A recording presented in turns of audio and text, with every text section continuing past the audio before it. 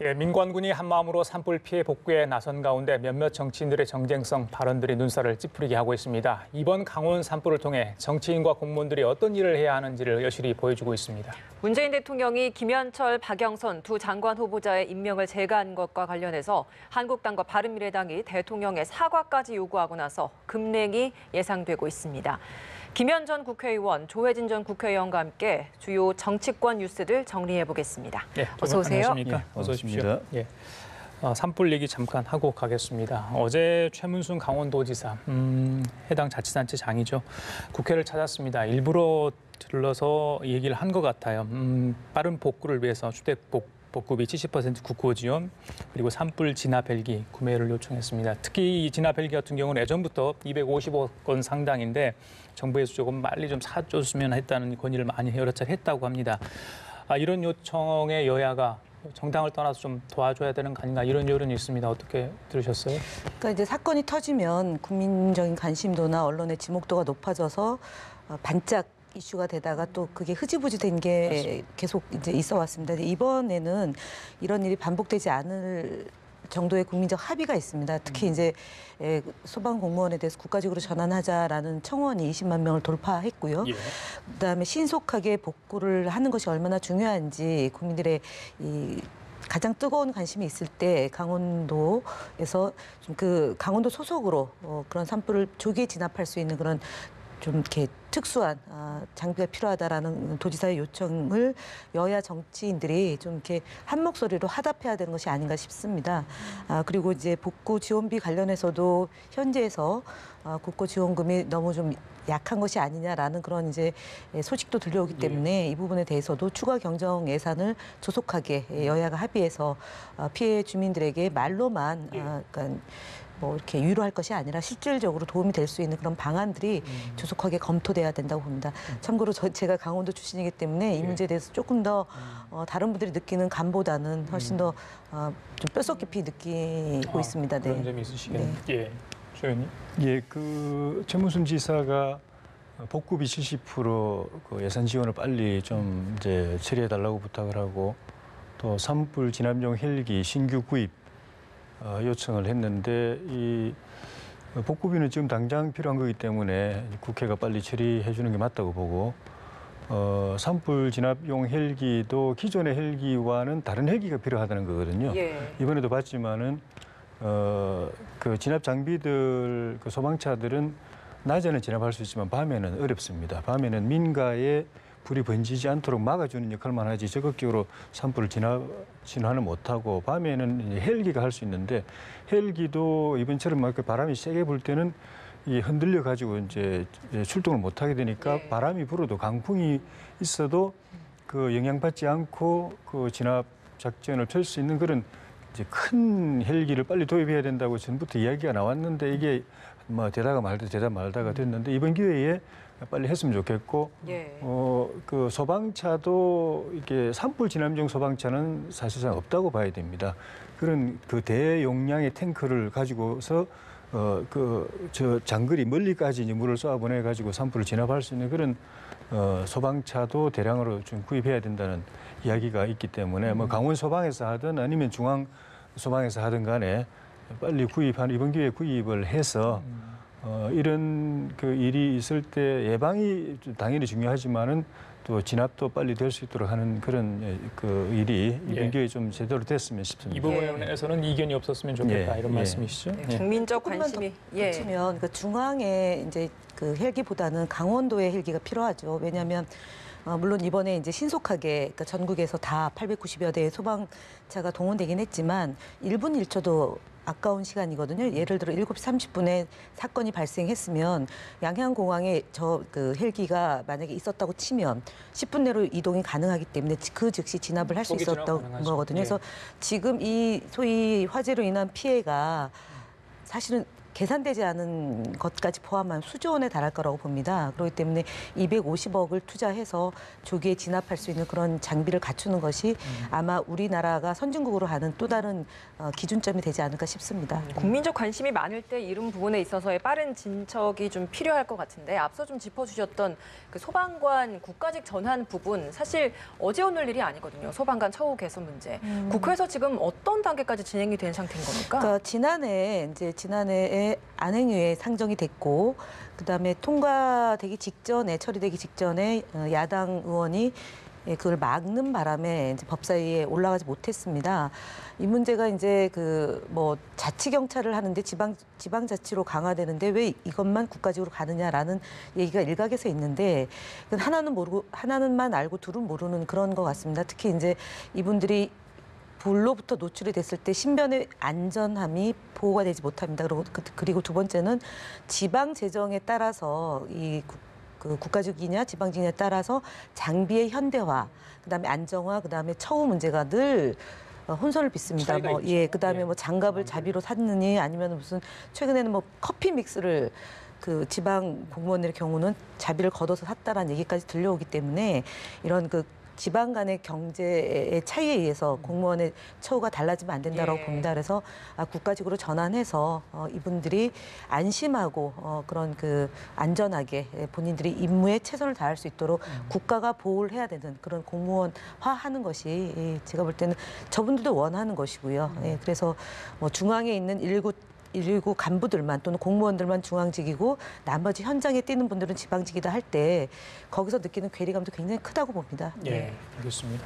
조 의원님, 이거 기재부에서는 국세지방세 이렇게 좀 바꿔서 이렇게 하면 충분하지 않냐 이야기했는데 그것도 하나의 지원 방법이지만 원천적으로 이제 국가직 전환하기 위해서 여러 가지 조치가 좀 국회 차원에 좀 시급해 보여요.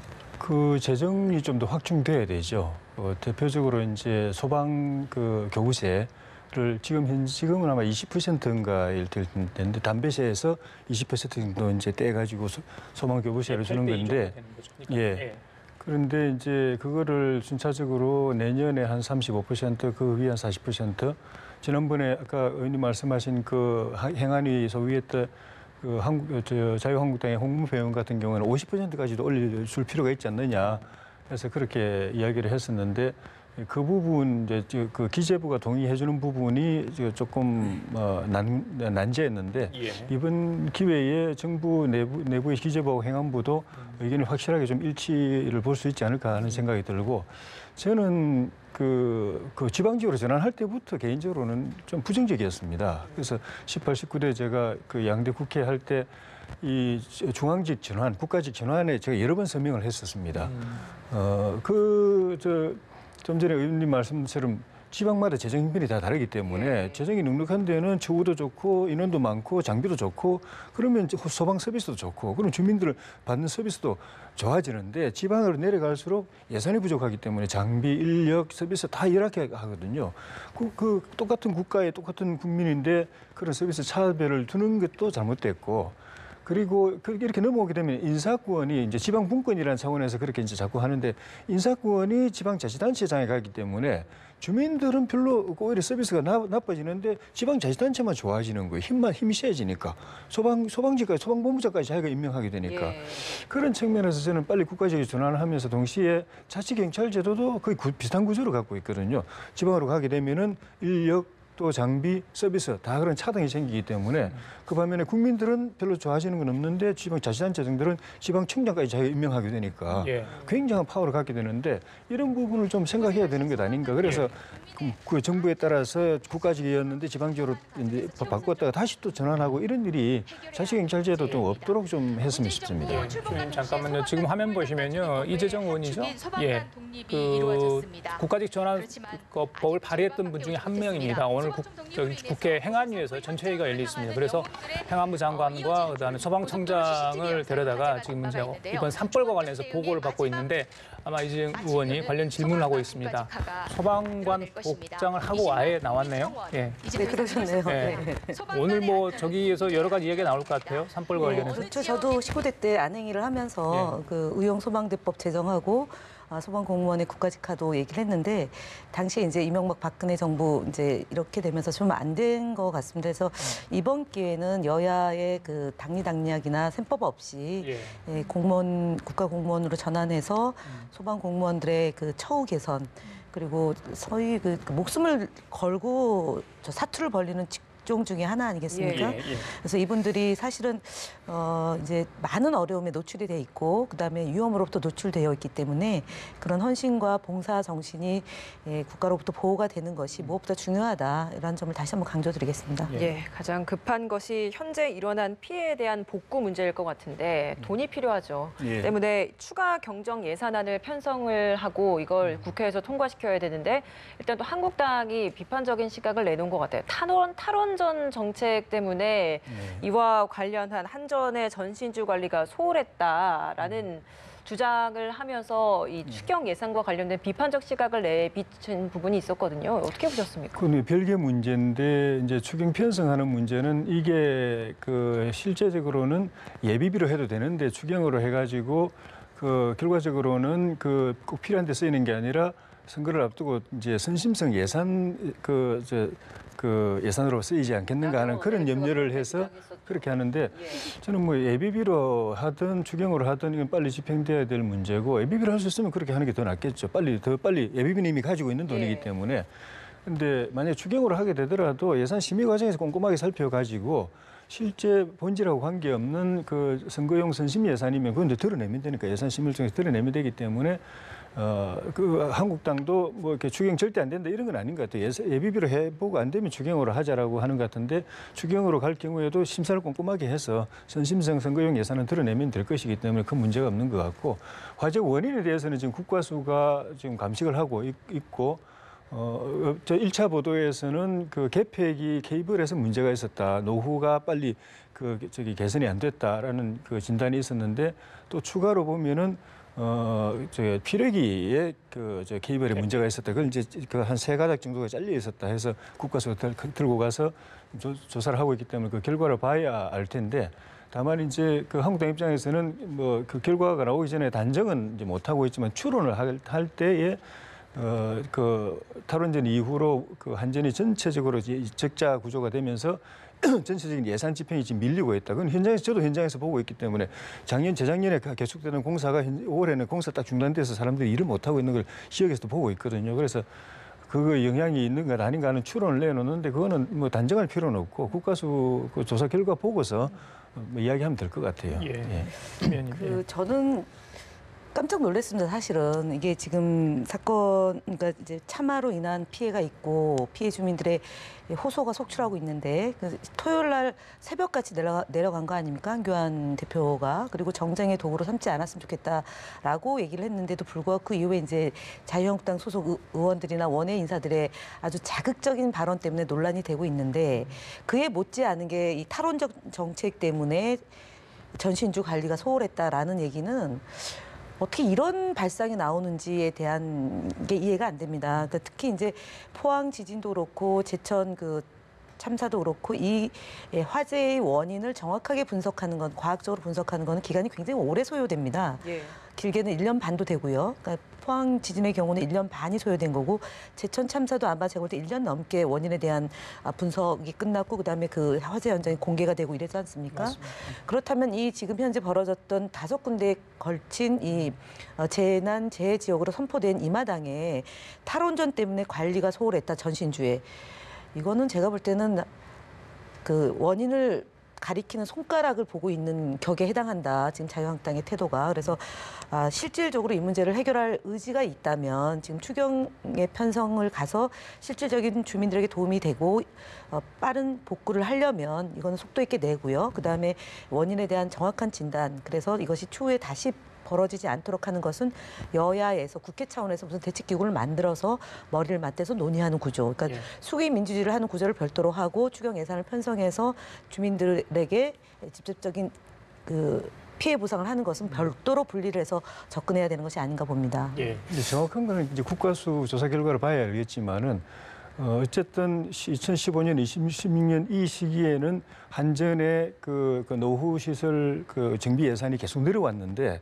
2017년 이후로 줄었거든요. 그러니까 그 한국당 입장에서는 그런 추론이나 의심을 할 만한 부분은 있는 거죠. 다만 이제 그 결론은 국가수 결과를 보고 결론을 내리면 되는 것이고 그래요. 예산이 알겠습니다. 그렇게 줄어들었기 때문에 그 작업도 그만큼 이제 딜레이 됐다라고 지적하는 것 자체를 나쁘다고 할 수는 없는 거죠. 하나만 더 산불 관련해서 좀 뭐 다른 이야기 할게요. 이낙연 총리 오늘 다시 산불 현장에 간다고 합니다. 지난번에 깨알 수첩 내용 다 보셨죠? 거기에 대해서 기자 출신이기 때문에 세심한 게 습관이 있기 때문에 그런 걸 이제 메모를 한 것 같다는 이야기도 있고 야권 쪽에서는 좀 보기 불편하다. 이거 뭔가를 좀 보여주기 한 거 아니냐 이런 이야기도 있더라고요. 어떻게 보셨어요? 그래서 이현주 의원이 제기를 한 것 같아요. 그러니까 이분이 요즘에 그 자당 대표에 대해서도 극단적인 용어를 구사해서 당원권 정지 1년이 됐고요. 그 이후에도 계속적으로 쏟아내고 있습니다. 그래서 전방위적으로 지금 본인의 말이 어디까지 튈지도 모르면서 지금 계속 얘기를 하는 것 같습니다. 결국은 본인에게 부메랑이 될 거다라고 첫 번째로 말씀을 드리고요. 당연하게 메모를 해야죠. 본인이 직접 메모를 해서 그것을 실현시키기 위해서 해결해야 될 과제를 정리한 것이 기자 사진에 잡혔고 전체 내용을 뭐 총리실의 비서실장이 공개를 한 것 같은데 이거를 두고 또다시 논란하는 것은 제가 볼 때는 되게 촌스러운 방식이다라고 봅니다. 네. 그래, 거기까지 정리하죠. 이낙연 총리 한 말씀 더 드릴까요? 예, 뭐 이낙연 알고 계신 총리 내용 있으세요? 그 메모 습관, 꼼꼼한 일처리 이거는 기자 시절부터 전설적입니다. 저희 총리가 되고 난 뒤에 국회의원 되고 난 뒤에도 안 바뀌었어요. 그 밑에 있던 기자들이 다 정언하고 국회의원 보좌진들이 다 정언하고 총리실 직원들이 다 정언할 정도니까 뭐 저분은 잘하시는 거죠. 그런데 다만 저도 좀 전에 말씀처럼 이 그 사태의 와중 위급한 사태의 와중에 뭐 산불 정부니 뭐 빨갱이니 이런 말 하는 것도 참 사실 좀 그렇고 또 그 과정에서 총리 비서실장이 그 사진 찍어가지고 SNS에 올려가지고 홍보하는 것도 총리가 열심히 일하시는 건 그 잘하시는 건데. 나중에 해도 되는데 그 얘기에 지금 모든 이제 민관군이 집중하고 있는데 그 총리실 모시는 실장이 그런 쪽에 신경 쓰고 있다는 것도 저는 총리한테 별로 그렇게 잘하는 것 같지는 않아요. 일단 언론사 카메라 잡혔고요. 언론에서 이걸 전체를 좀 공개해달라고 하니까 비서실장이 그래서 그런 거지 무슨 그게 그렇게 된 홍보하기 사연이 위한 있었습니다. 용도는 아니었다고 봅니다. 예, 알겠습니다. 자, 문재인 대통령이 어제요, 그 인사청문 보고서 채택되지 않는 2명의 장관 후보자를 포함해서 5명에게 이제 임명장을 수여를 했습니다. 한국당 뭐 대단한 저항의 의지를 가지고 있는 것 같아요. 11시 반에 오늘 저기 청와대 앞에서 항의 규탄 의총, 그렇죠? 예, 열기로 지금 하고 있는 것 같습니다. 어떻게 전국이 될 것 예상하십니까? 글쎄요. 어쨌든 그동안 자유한국당이 틈만 나면 청와대 앞에 갔고 그다음에 틈만 나면 보이콧하고 또 틈만 나면 특검 요구를 하고 국정조사 요구를 했던 전례가 있기 때문에 좀 새삼스럽지는 않습니다. 두 분에 대해서 그러니까 시작부터 사퇴하라라고 했고 청문회를 보이콧하겠다고 했던 두 분인데요.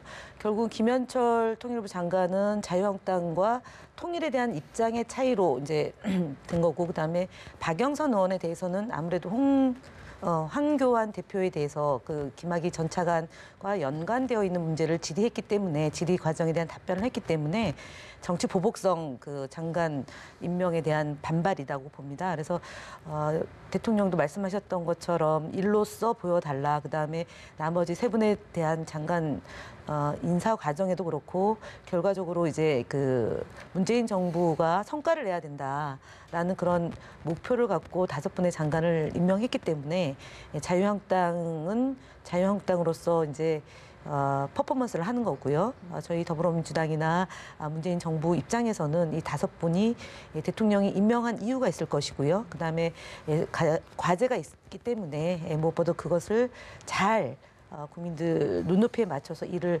하는 것이 국민들의 요구에 부응하는 것이고 대통령 임명권에 대한 그 보답 아닌가 싶습니다. 네. 새롭게 장관 후보자를 또 지명해야 하는 두 장관 후보자가 좀 남아 있잖아요. 이렇다 네. 보니까 뭐 이참에 인사 시스템, 인사 검증 시스템이나 이런 청문회법이나 이런 것들 크게 좀 개선해야 되지 않을까라는 의견도 나오고 있습니다. 이번 야당에서도 또 이런 청문회법 개정 관련된 또 안건을 또 올리기도 했거든요. 어떻게 보십니까? 여야를 할 것 없이 그러니까 민주당이 야당이고 한국당이 여당일 때도 정파적 입장을 떠나가지고 청문회 제도 자체를 개선하자는 논의가 하나 있었는데 그거는 신상에 관한 청문 조사하고 또 정책 철학에 대한 전문조사를 별개로 하고 예. 하나는 공개, 하나는 비공개로 하자 뭐 그런 논의도 있었는데 지난번 우리 이 시간에 이제 그 청문제도 개선 부분에 대한 그 인사청문 국회 인사청문 제도와는 별개로 인사청문에 대한 제도 개선 문제 잠깐 나왔을 때 제가 그런 그 염려를 말씀을 드렸었죠. 5대 그 기준으로 해서 안 돼가지고 7대 기준으로 늘렸는데 그게 사실은 좀 더 완화시킨 건데 그게도 안 돼가지고 또 이제 또 이런 문제가 생기는데 또 개선하자고 하는 건 더 완화하자는밖에 안 되는데 국민들이 그래 뭐 도덕 기준, 윤리 기준 좀 낮춰주자 이러면은 문제 없겠지만 국민들의 기대 수준이 더 높아가고 있는데 인명권자 쪽에서 더 낮추자고 말하는 건 이거는 더 후퇴하는 거고 국민들 눈에는 개악으로 보이기 때문에 그렇게 예. 하기 좀 어려울 거다. 다만 이제 국민들이 바라는 거는 인사 검증을 좀 사전에 좀 제대로 해라.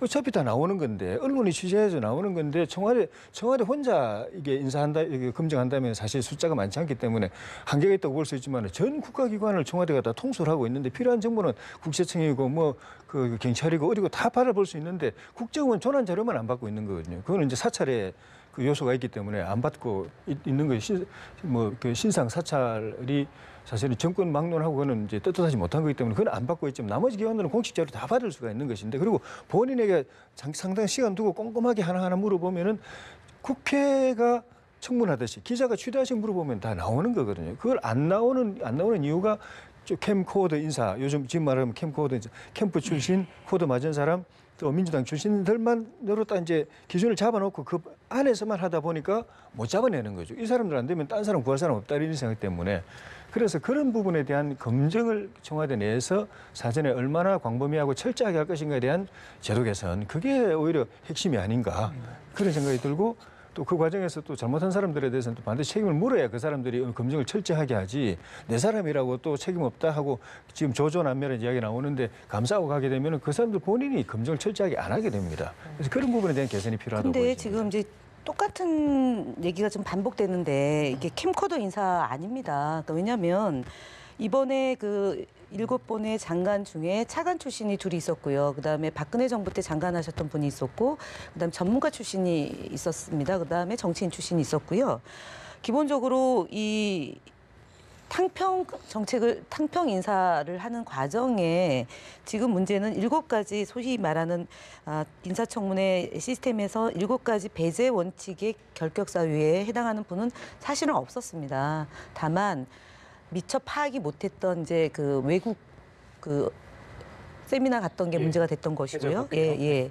2016년도 그게 문제가 됐던 거고, 그 다음에 답변하는 과정에서, 그러니까 부동산을 관장해야 될 그 장관이 집을 3채를 보유하고 있었는데 그 마지막 한 채를 그러니까 그 상속하는 과정에서 증여세 여부 문제 이런 것들이 이제 국민 눈높이에 맞지 않았다라는 점 때문에 자진 철회하고 또는 그 사퇴를 하고요. 이렇게 된 케이스이기 때문에 나머지 5분에 대해서는 의혹 제기인 거죠. 그래서 지금 얘기하는 인사 시스템에 문제가 발생했다거나 아니면은 검증이 제대로 안 됐거나 이런 부분에 대한 것은 야당에서 과도하게 주장할 수는 있습니다. 그러나 그 문제는 아닙니다. 명확하게 얘기하면 그 문제는 아니고요. 그 이후에 청문 보고서를 채택하는 과정에서 정략적인 문제가 내포가 된 것이고 또 하나는 사상 그 검증 또는 도덕성에 대한 문제를 기준을 매우 높이 설정해 놓고 거기에 부합하지 않는다라는 공세가 매우 높았기 때문에 그것에 대해서 일부 받아들이고 일부는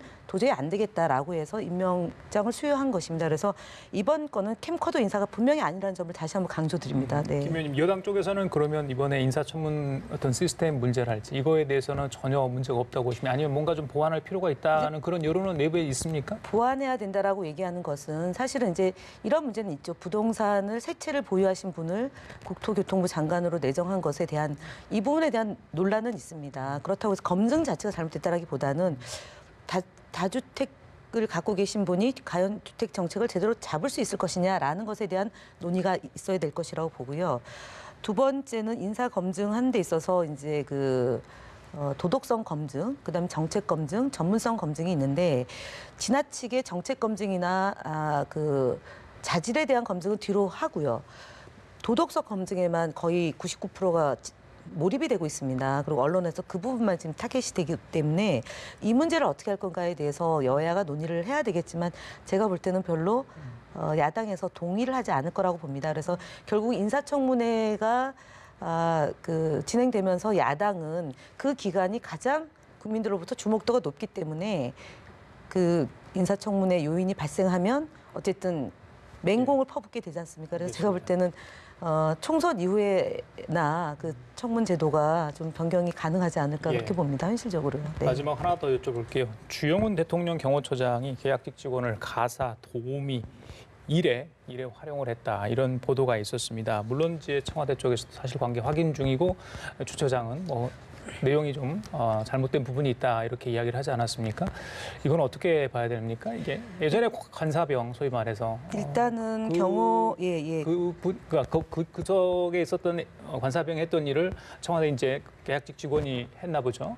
그런데 지금은 물론 이제 물러났지만 과연 그 일을 한 게 적절했는지 여부에 대해서 지금 논란이 있는 것 같습니다. 지난번에 이제 군 과정에서 이제 관사병이 일을 했다, 과도한 일을 했기 때문에 문제가 돼서 이제 사회적 논란이 됐는데 이번의 경우는 그런 건 아닌 것 같습니다. 그러니까 대통령 경호처장의 경우는 대통령 경호실 직원만이 들어갈 수 있는 공간으로 봐야 되겠습니다. 공식적으로는요. 그렇기 때문에 지금 경호실 직원이 1층 관사의 회의 공간까지는 같이 이제 일을 한 거고 그 외의 것은 지금 어저께 아마 조선일보 인터넷 매체에서 먼저 쓴 것 같습니다. 그래서 본인이 주장하는 바와 언론에 보도된 바가 차이가 나기 때문에 지금 민정수석실에서 감찰을 하고 있다라고 하니까 그 결과를 보면 될 것 같은데요. 제가 볼 때는 좀 과도한 보도, 그다음에 그 과도한 보도에 대한 확인 작업 없이 비슷비슷한 내용으로 좀 보도가 됐는데 특히 제가 볼 때 좀 눈에 거슬리는 것은 여직원이라는 표현을 또 썼습니다. 그러니까 그냥 직원이라고 얘기해야 되는데 꼭 거기 여성이 만약에 직원으로 있을 경우 그 앞에 여자를 붙입니다. 그래서 마치 무슨 다른 배경이 있는 것처럼 하는데 그런 보도에 대해서 조금 절제가 필요하지 않을까 싶습니다. 예. 네. 여직원은 아마도 청소, 빨래, 뭐 밥 해달라 이런 요청하고 관계 있으니까 아마 그런 표현이 들어간 건 아닌가 싶고 이게 경호처 현직 관계자들의 제보를 통해서 이제 취재가 된 것 같아요. 근데 그 주변에서 흘러나온 이야기 보면은 과거 정권에서도 관행적으로 이런 일은 조금 있었던 것 같습니다. 다만 이제 이게 문제가 되는 거는 이 정부의 초기에 그 박찬주 대장, 육군 대장의 공관병에 대해서 이제 그런 그 가사일을 시켰다는 것 때문에 현역 육군 대장을 구속까지 시켜가면서 이거를 죄악시했거든요. 예. 물론 이제 그 본인은 그 무혐의 처분됐습니다만은 한 번 이제 낙인을 찍어가지고 구속까지 시켰으니까 그냥 풀어줄 수 없어가지고 결국 검찰이 이제 불건 수사까지 해가지고 700 얼마 정도 이제 그 접대받은 거 가지고 뇌물 혐의로 해서 4개월 징역에 집행유예 이렇게 했기 때문에 이 정권 들어가서 그걸 죄악으로 만들어버렸기 때문에 범죄로 만들어버렸기 때문에 그 시기에 이런 일이 있었다라는 거는 국민들이 용납할 수 없어서 그래서 됐던 거고 그래서 청와대도 처음에는 그런 일 없다고 했다가 본인이 그 주경호처장 본인이 비난은 감내하겠다. 그러니까 본인 당사자가 그런 일 없다고 하진 않고 비난을 감내하겠다고 이야기하고 청와대에서 또 민정수석실에서 엄격하게 감찰하겠다, 조사하겠다고 하는 걸 보면서 뭔가 있겠다. 과거에도 그런 관행도 있었기 때문에 그런 이야기가 있었고 또 담당 직원도 처음에는 거기에 출근을 했다라고 이야기를 했었거든요. 그러다가 시간 되면 가서 조금 집안일을 도와줬다. 집안일이라는 게 가사를 말한 거기 때문에 그래서 문제가 됐고 나중에 청와대에서 그런 집안일을 빨래나 청소 같은 집안일을 도와준 건 아니고 1층 회의실 공적 공간만 좀 청소했다라고 하니까 이제 이 직원도 이제 다음 해명할 때는 또 비슷하게 이제 해명을 하고 있어서 조사 결과에 따라서 이제 정확한 사실이 이제 밝혀질 걸 기대를 하는데 어쨌든 좀 전에 도덕적 기준, 윤리적 기준 너무 높다고 하시는데 높인 게 이 정권입니다. 과거에 관행적으로 됐던 거, 법 문제가 안 됐던 것도 다 범죄시하고 수사받게 하고 재판받게 하고 감옥에 보낸 게 이 정권이기 때문에 그러면서 본인들이 똑같은 데 하니까 국민들이 그럼 가면 어딨죠. 그리고 사법기관도 우리 이 정부 지시에 따라서 다 처벌했는데 그럼 이 정부가 한다고 해서 우리가 처벌 안 하면 되나 이런 상황이 초래한 거기 때문에 윤리적 기준 높인 데 대한 책임이 이제부터 이제 밀려오는 건 아닌가. 바로 잡아야 되는데요. 이게 정부 차원에서 조사가 들어간 게 아니라 아까 얘기했던 공관병이 군인권연구소에 제보를 했고 그 군인권연구소에서 이런 일이 벌어졌다. 이거는 일소해야 되는 거 아니냐라는 지적이 있어서 조사가 군 차원에서 진행된 거지. 청와대에서 나서가지고 이 부분을 어떻게 해라라고 지침 내린 거 없습니다. 자꾸 이것이 그러니까 당시 정황, 그러니까 객관적 정황이 있고 그것 진행되는 과정이 있는데 그것과 이것을 동일시시켜서 문제를 삼으면 제가 볼 때는 좀 과도하다고 보고요. 그런 제보가 있었더라도 그거는 범죄는 아니다라고 물론 그 앞으로 그런 일 없도록 하라고 이제 훈계만 하고 넘어갔으면 되지만 대장을 구속까지 시켜가면서 수사해가지고 무혐의 났는데도 다른 거 조사해가지고 또 감옥에 보냈지 않습니까? 그렇게 한 거는 검찰에 검찰하고 검찰에서 하고 법원이 한 거고 또 정부가 여당이 또 그걸 범죄로 규정을 했기 때문에 이제 그때 그에 대한 당시에는 책임이 이제 밀려온다. 공병 그걸 좀 외에 다른 돈 관련 얘기도 있었잖아요. 그렇기 때문에 사법 처리가 됐었고 다시 방금 말씀하신 그런 재판적 좀 결과가 나왔던 거죠. 공간 근무병이 예전에 청와대 경호처 거기에 관사에서 있었다는 내용을 하면서 이제 우리 조 의원님께서 이야기를 하신 것 같아요. 일단 청와대에서 사실관계 파악 후에 필요하면 정식 감찰에 착수를 한다고 했습니다. 저희들이 그 정도 정리하도록 하겠습니다. 자, 오늘 두 분과의 이야기 여기서 마치도록 하겠습니다. 오늘 말씀 잘 들었습니다. 고맙습니다. 고맙습니다. 예.